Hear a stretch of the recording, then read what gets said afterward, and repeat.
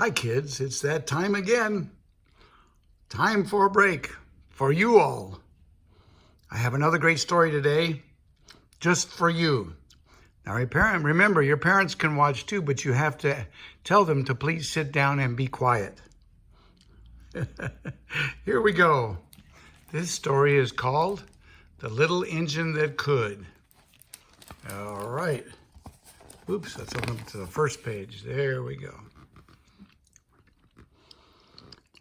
Chug, chug, chug, puff, puff, puff. Ding dong, ding dong. The little train rumbled over the tracks. She was a happy little train, for she had such a jolly load to carry. Her cars were filled full of good things for boys and girls. There were toy animals and giraffes with long necks, teddy bears with almost no necks at all, and even a baby elephant. Then there were dolls with blue eyes and yellow curls, dolls with brown eyes and brown bobbed heads, and the funniest little toy clown you ever saw. And there were cars full of toy engines, airplanes, tops, jackknives, picture puzzles, books, and every kind of thing boys or girls could ever want. But that was not all. Some of the cars were filled with all sorts of good things for boys and girls to eat. Big golden oranges, red-cheeked apples, bottles of creamy milk for their breakfast, fresh spinach for their dinners, peppermint drops, and lollipops for after-meal treats. The little train was carrying all these wonderful things to the good little boys and girls on the other side of the mountain. She puffed along merrily. Then, all of a sudden, she stopped with a jerk. She simply could not go another inch. She tried and she tried, but her wheels would not turn.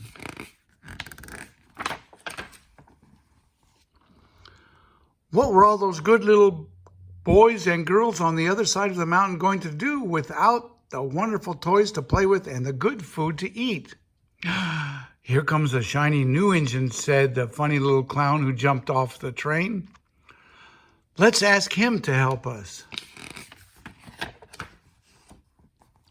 So all the dolls and the toys cried out together, "Please, shiny new engine, won't you please pull our train over the mountain? Our engine has broken down and the boys and girls on the other side won't have any toys to play with or good food to eat unless you can help us."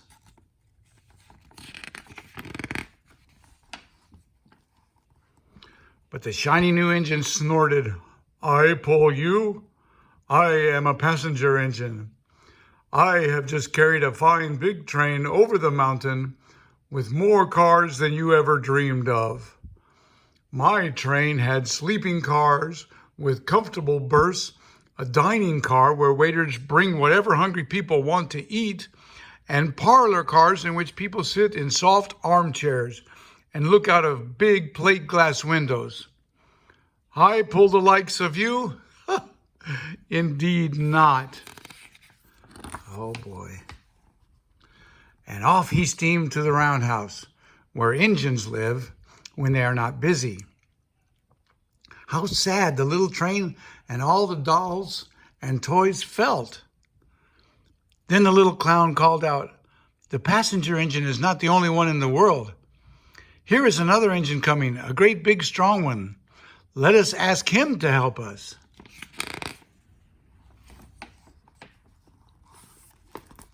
The little toy clown waved his flag and the big strong engine came to a stop.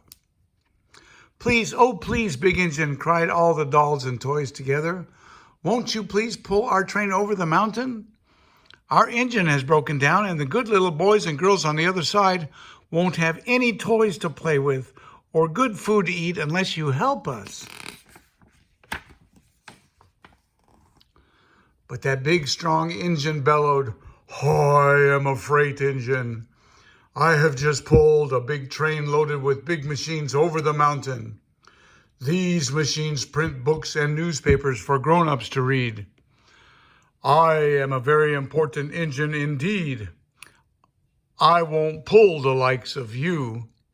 And the freight engine puffed off indignantly to the roundhouse. Oh boy. The little train and all the toys were very sad. "Cheer up," cried the little toy clown. "The freight engine is not the only one in the world. Here comes another. He looks very old and tired, but our train is so little, perhaps he can help us." So the little toy clown waved his flag and the dingy, rusty old engine stopped.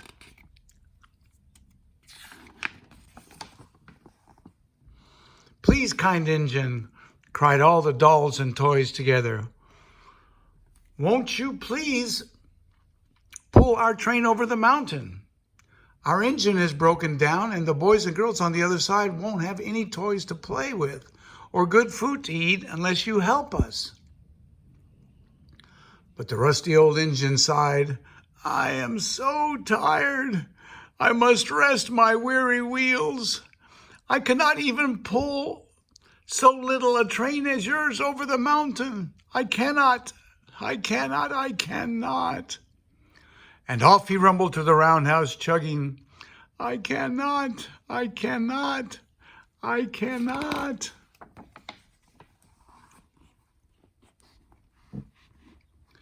Then, indeed, the little train was very, very sad, and the dolls and the toys were ready to cry. But the little clown called out, "Here is another engine coming, a little blue engine, a very little one. Maybe she will help us." The very little engine came chugging merrily along. When she saw the toy clown's flag, she stopped quickly. "What is the matter, my friends?" she asked kindly. "Oh, little blue engine," cried the dolls and toys, "will you pull us over the mountain? Our engine has broken down, and the good boys and girls on the other side won't have any toys to play with or good food to eat unless you help us. Please, please help us, little blue engine."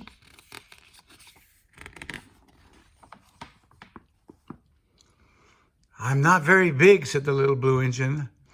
"They use me only for switching trains in the yard. I have never been over the mountain." "But we must get over the mountain before the children awake," said all the dolls and toys. The very little engine looked up and saw the tears in the doll's eyes. And she thought of the good little boys and girls on the other side of the mountain who would not have any toys or good food unless she helped.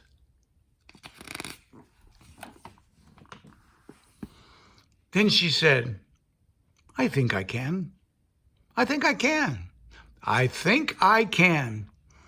And she hitched herself to the little train.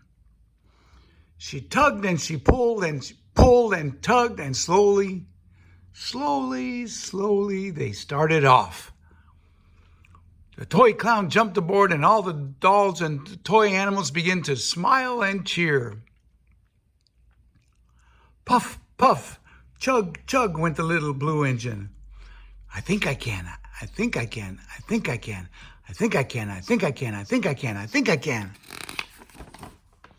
Up, up, up. Faster and faster, the little engine climbed until at last they had reached the top of the mountain. Down in the valley lay the city. Hooray, hooray, cried the funny little clown and all the dolls and toys. The good little boys and girls in the city will be happy because you helped us, kind little blue engine. And the little blue engine smiled and seemed to say as she puffed steadily down the mountain, I thought I could.